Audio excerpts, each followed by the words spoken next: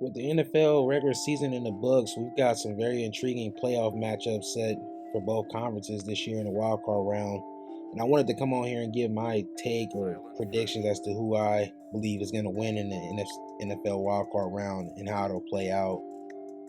Starting in the AFC conference, you got the Browns and the Texans meeting in the same place that they played a few weeks ago, where the Browns comfortably beat the Texans 36-22, with Amari Cooper having probably his greatest game as a pro with 11 catches for 265 yards and 2 touchdowns. The Texans obviously were handicapped in that game, no doubt, not having their rookie sensation CJ Stroud, who will be playing this upcoming game, so the game should be a lot closer in terms of competitiveness. Now, if I had to really give my prediction as to who I think is going to come out on top when it comes to this game, there's a lot of factors that play into it. The Browns have a very, very stout defense and it's proven to, be one of the top 5 defensive teams in the league this year. And even though Joe Flacco is playing really, really well and he's playing decent enough to the point where I think he'll play a good enough game to keep the Browns within the striking distance in terms of the Texans. I'm gonna shock a lot of people and say I got the Texans winning this game. I got them winning this game 28-17.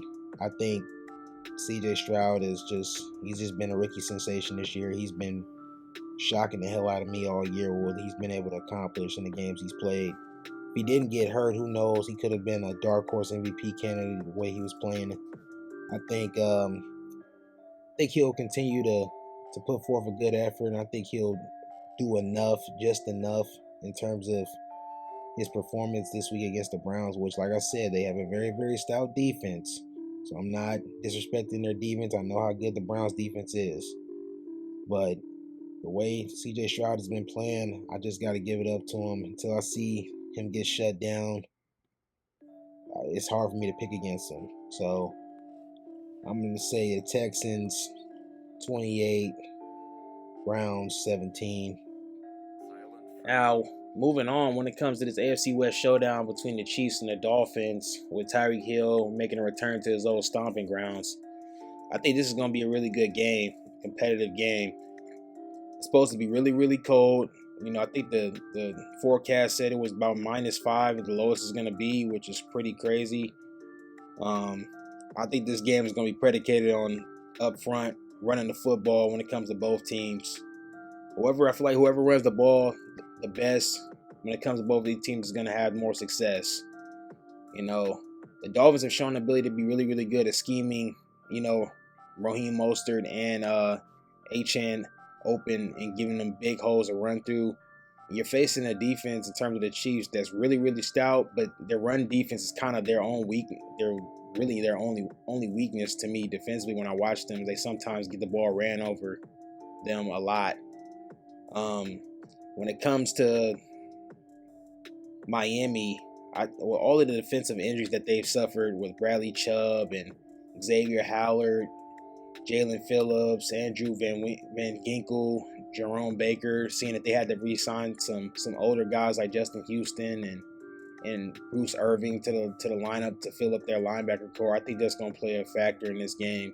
As you only having less than a week to really get those guys up to speed on what they do defensively may hurt them.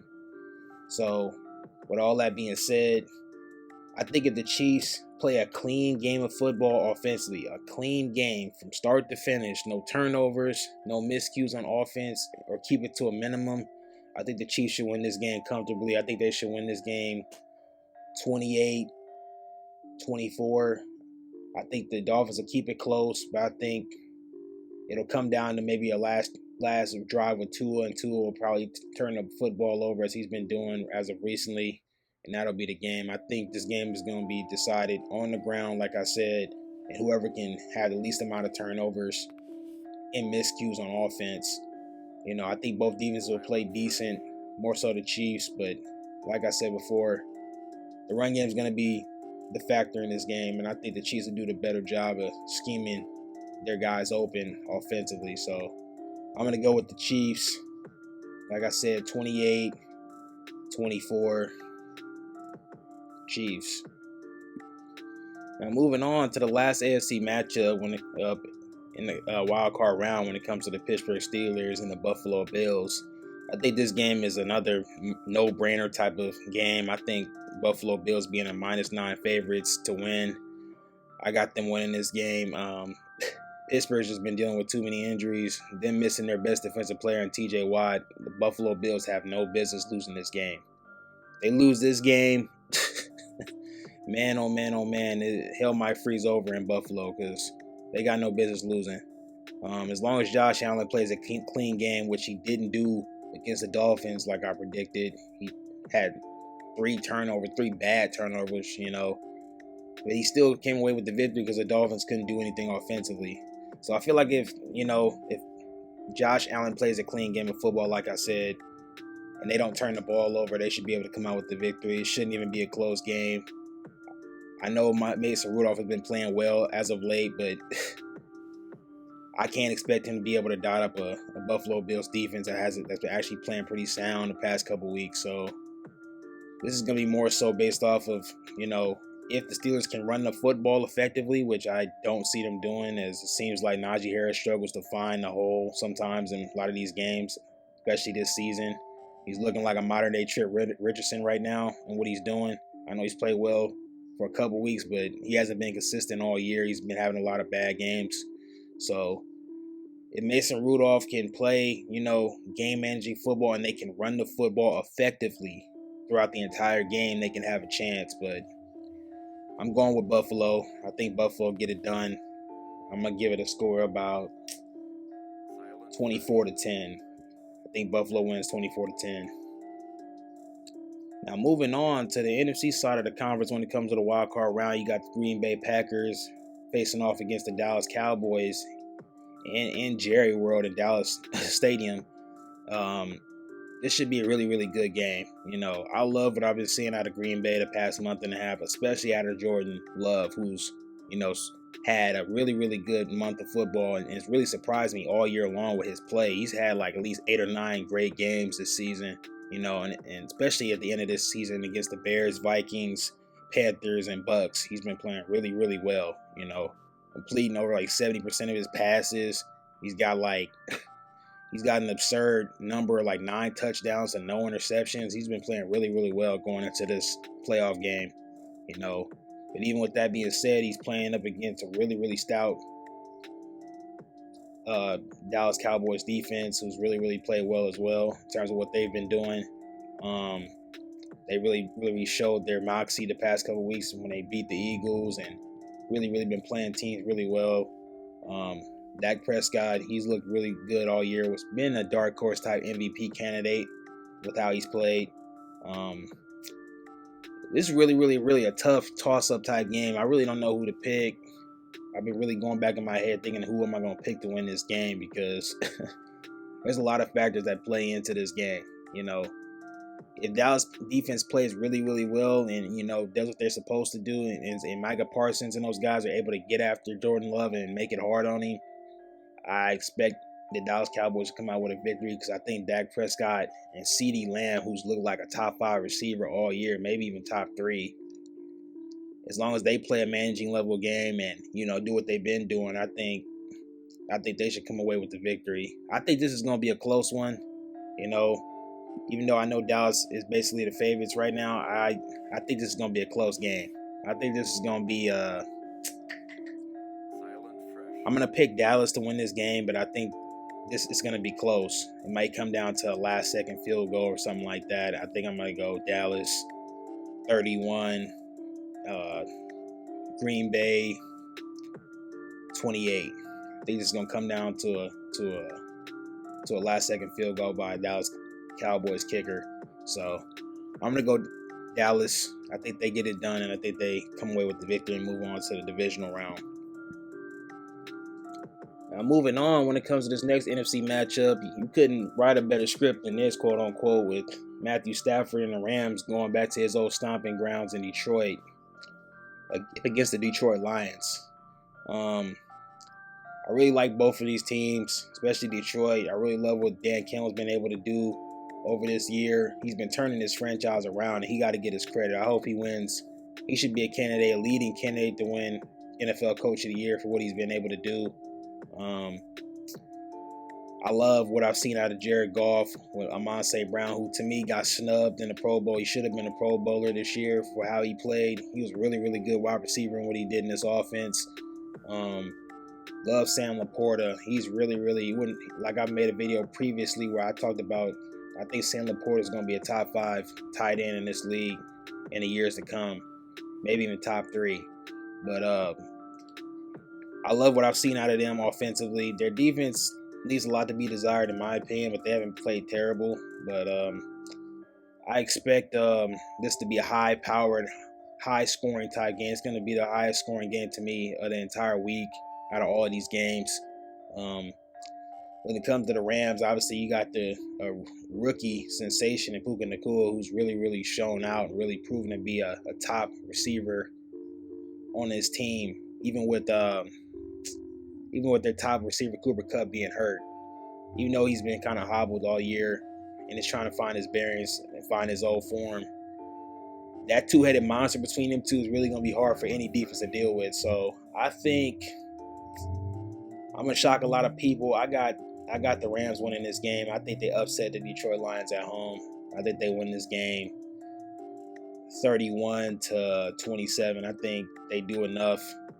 I think the Lions have a little bit more to go when it comes to what they need for their team, especially defensively.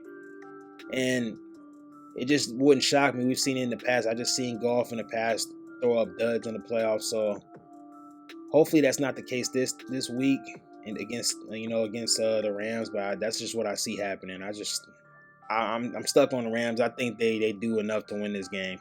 It shocked me that they even made the playoffs, but I think they've done enough and put together a good enough team from a mentality standpoint to win this game. I think they'll shock the Detroit Lions and win. So